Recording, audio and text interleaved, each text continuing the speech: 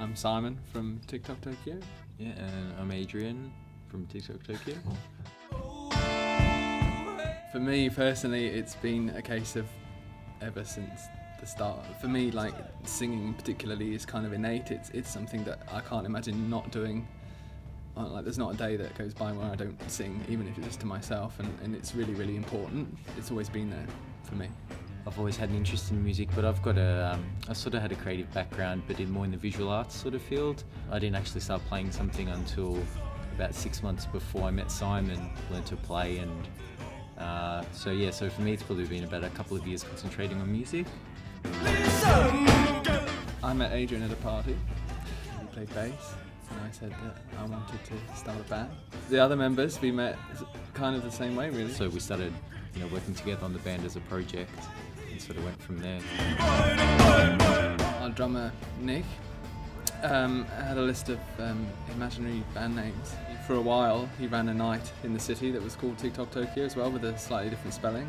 We wanted a name that didn't have "the" in it, and had 3 words and had a sense of alliteration. We were quite precise about wanting those things, so we had like a whole bunch of names that were like that, but that was the one that kind of stuck. There was a girl who came up on stage at a show and said that she actually grabbed the microphone and said that the police were outside and that members of the audience should stash their illegals in the kitchen. There was no police anyway. there was no one there. She was just very excited. We'd have to say Bachelor of Arts, definitely. And Plug-in City as well. They gave us our first ever show, so like World's End Press, Sailors and Swine. In terms of lineups and stuff, like we just sort of try and play with like a diverse range of bands and stuff as well. Does this include like time travel? Marty would have like sort of Motley Crue. Whitesnake? No, just kidding. I think Motley Crue or Guns N' Roses, the original lineup, would have to be on there for Marty. And also Bob Dylan. I'd probably have like Björk and maybe New Order circa sort of mid-1980s, and then maybe like maybe The Cure sort of circa like early 1980s. I'd have Patti Smith without doubt. Nick would like to play with a certain ratio. The birthday party as well. I'd have Japan. And etc. etc. It's going to go on forever. Yeah, I think that's a fair, interesting lineup.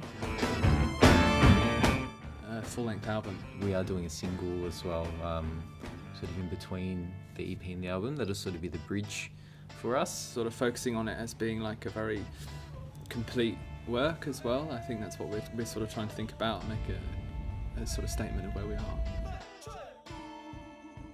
I don't think it'd be too far from what we're doing now. Tour as well, like, play like to a broader scope of people would be pretty exciting. It'd be nice to do it all the time, rather than having actually that's a good point. Having no other restrictions like bills.